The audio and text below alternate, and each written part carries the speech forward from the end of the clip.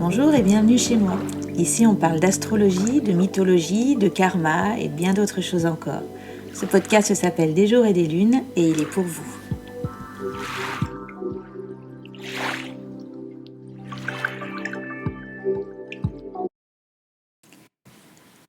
Comme je vous l'avais promis, nous allons maintenant aborder la question d'Uranus à travers la mythologie.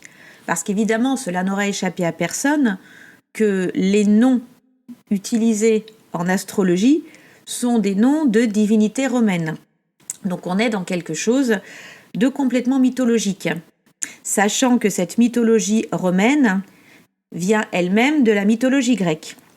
Donc je n'ai pas l'intention de vous refaire toute la mythologie, elle est suffisamment riche et variée pour ça. En revanche, je peux vous conseiller un excellent ouvrage sur ce sujet, c'est Le Petit Larousse des mythologies du monde, chez Larousse, donc justement, qui vous présente toutes les divinités, tous les grands mythes fondateurs, et qui est vraiment un ouvrage absolument passionnant. Et à partir duquel je vais emprunter un certain nombre des choses dont je vais vous parler. Donc, selon la mythologie, comme le raconte Hésiode, au commencement était le chaos, un abîme sombre et informe où toute vie était absente. À peine ce vide primordial a-t-il commencé à prendre force que déjà ont émergé aussi des forces antagonistes. Nyx, qui était la nuit, Ereb, le noir absolu, et Eros, l'amour qui, selon Hésiode, amollit les âmes, s'emparant du cœur de toutes les divinités et de tous les hommes. Sauf que Eros, qui est cet élan vital, ne peut, en absence d'hommes et de femmes, jouer pleinement son rôle. Mais en revanche, par sa présence, il annonce déjà la fin du chaos. De Nyx, qui ne saurait exister sans sa contrepartie, vont naître lumière du jour et vont naître éther. Et c'est donc cette alternance entre le jour et la nuit qui va rythmer la vie des hommes, tandis qu'Ereb va être voué au monde souterrain. Et à l'opposé d'Ereb, on aura éther, la lumière pure et infinie, c'est-à-dire celle des cieux. Alors, va apparaître à ce moment-là Gaïa, la Terre, qui est le premier élément solide, ce qu'on pourrait appeler le socle du monde, qui va succéder à Chaos. Tout de suite, cette Terre, elle va se hérisser de reliefs, de montagnes, de plaines, qui seront les lieux de vie des hommes. Mais elle va aussi faire surgir l'Olympe, qui est toujours, selon Hésiode, un trône solide pour les grands dieux. D'elle-même, parce qu'elle est autosuffisante, Gaïa va enfanter Pontos, qui est le flot marin, qui va aussitôt la pénétrer, et Ouranos, le ciel immense et étoilé qui va la recouvrir tout entière. Donc désormais, Gaïa va occuper une position intermédiaire entre le haut et le bas du monde, autrement dit entre le ténébreux Ereb et le ciel lumineux. Ce qui nous amène donc directement à parler d'Ouranos, qui deviendra l'Uranus romain. Donc Ouranos, il est immense, il est oppressant et il est étendu sur Gaïa. C'est la montagne du ciel. C'est dans cette position-là qu'il va commencer à la féconder. Ainsi, tous les dieux à venir vont disposer à la fois d'une résidence terrestre et d'une résidence céleste. Ouranos et Gaïa vont avoir 18 enfants. 3 cyclopes, Argès, l'éclair, Brontès, le tonnerre, Stéropès, la foudre, qui sont des créatures au cœur violent, ces géants qui sont pourvus d'un œil unique qui va lancer des flammes. La vocation des cyclopes, c'est d'être des forgerons. Ils vont inventer la foudre et ils vont gronder comme le tonnerre. Après les cyclopes, ce sera le tour des hécatonchires. 3 créatures aux 50 têtes et 100 bras. Briarée, Kotos et Gygès. Et puis enfin, Gaïa va donner le jour à 12 titans. 6 garçons, Océanos, Koios, Krios, Hyperion, Japet et le plus jeune Chronos. Et 6 filles, Mnémosyne, Phébé, Rhéa, Théia, Thémis et Thétis. Océanos l'aîné va tout de suite former un cercle autour de Pontos, le flot marin, et il va ceinturer le monde. Océanos va épouser sa sœur Thétis, qui lui donnera 3000 filles, qu'on appellera les Océanides, et 3000 fils, qui seront les dieux fleuves. De son côté, Hyperion va s'unir avec sa sœur Théia pour donner naissance au soleil, à la lune et à l'aurore. Quant à Japet, c'est son fils Prométhée qui s'illustrera plus tard par son immense sollicitude à l'égard des hommes. Mais n'oublions pas que pendant ce temps, Gaïa elle est toujours couchée sous Ouranos qui l'oppresse, et avec tous ses enfants amassés en son sein qui ne demandent qu'à voir le jour. Elle souffre, mais elle demeure impuissante.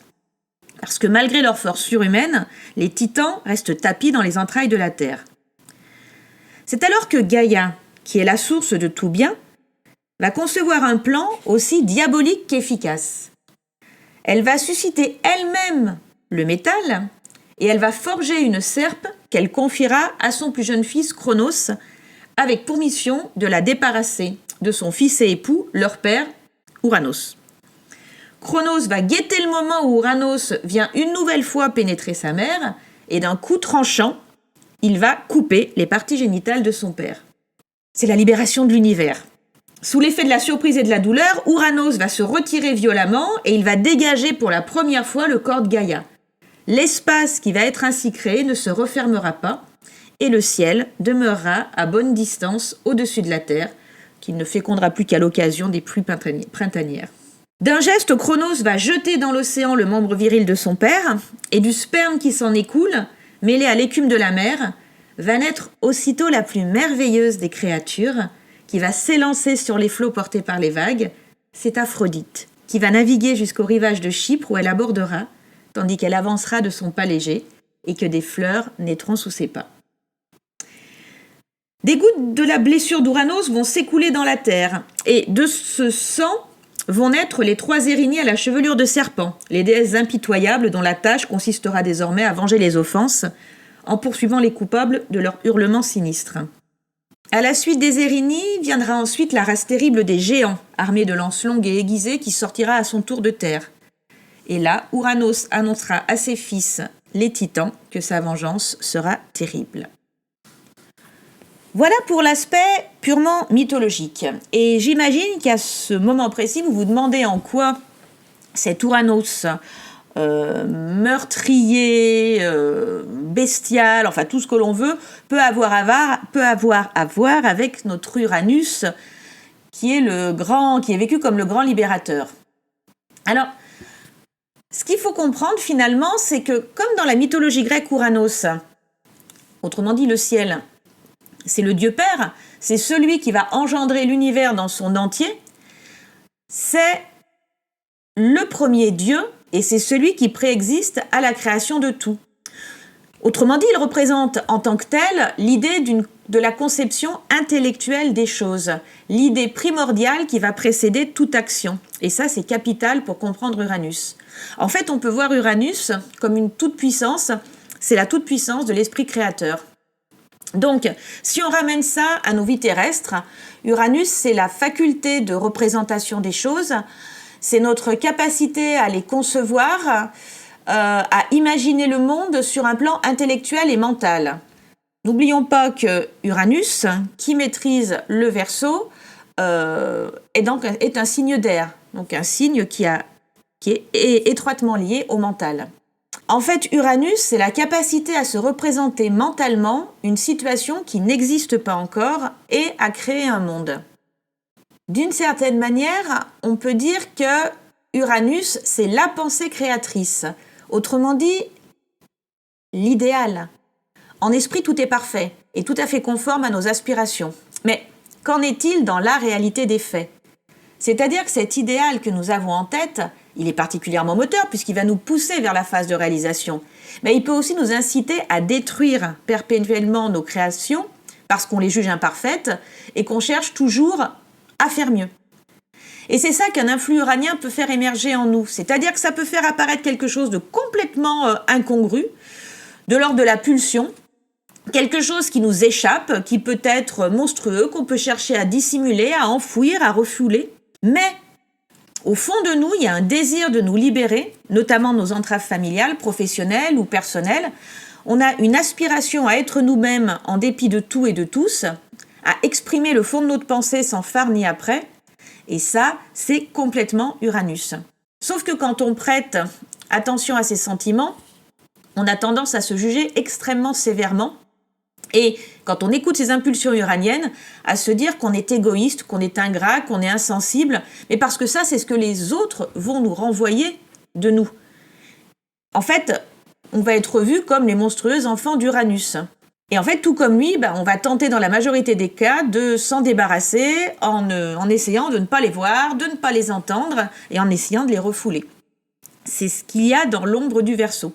Ce qu'il y a d'intéressant, c'est de regarder à qui Gaïa a fait appel pour l'aider à la libérer de cet Uranos. C'est Chronos, le cadet, autrement dit le Saturne des Romains, donc le Saturne de notre astrologie. Et en fait, c'est pas étonnant que ce soit Saturne qui se soit retrouvé à devenir le libérateur. Parce qu'ici, en fait, on retrouve bien cet antagonisme fondamental qui existe entre les deux, entre Saturne et Uranus. D'un côté, il y a le besoin de changement et de nouveauté, de transformation et d'évolution. Et de l'autre côté, en nous-mêmes, il y a également ce besoin de permanence et de structure qui nous vient de Saturne. C'est-à-dire que de même que nous aspirons au changement dans notre vie, celui-ci peut nous faire peur et va susciter en nous des résistances qui ne vont pas toujours être compréhensibles même par nous-mêmes. Que ce soit en mythologie ou en astrologie, Saturne se sent menacé par ce principe uranien et on va dire que les besoins et les conceptions de ces deux énergies, elles sont complètement antinomiques. La menace constituée par Uranus, c'est celle de venir remettre en question les fondements même de Saturne.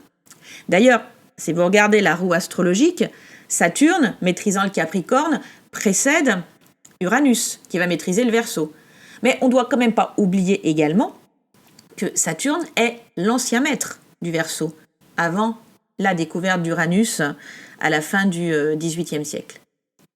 Donc, si on revient à Uranus, symboliquement parlant, son énergie, elle ne connaît pas de limite. Il a des capacités créatrices infinies. Mais pour pouvoir matérialiser, pour pouvoir concrétiser ses visions uraniennes, il a besoin de la limitation et de la structure.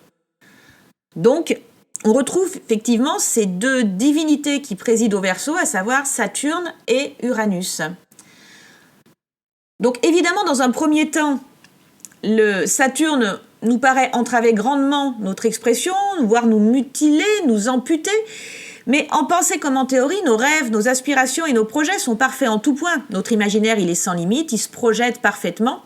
Sauf qu'une fois ce premier stade dépassé, il s'agit bien de rentrer en contact avec une réalité. Et cette réalité, elle va nous obliger à modifier, à modeler, à repenser ce qu'on avait à l'esprit. C'est-à-dire qu'il va y avoir le mur de la réalité. Qui n'a pas aspiré un jour à un changement total et radical de sa vie ou d'un domaine de sa vie ? Qui ne s'est pas senti dynamisé par l'idée d'un changement, motivé ? Mais sauf qu'au moment de franchir le pas, cette formidable énergie, cet élan venu du plus profond de nous, fait place à un sentiment de peur et d'angoisse.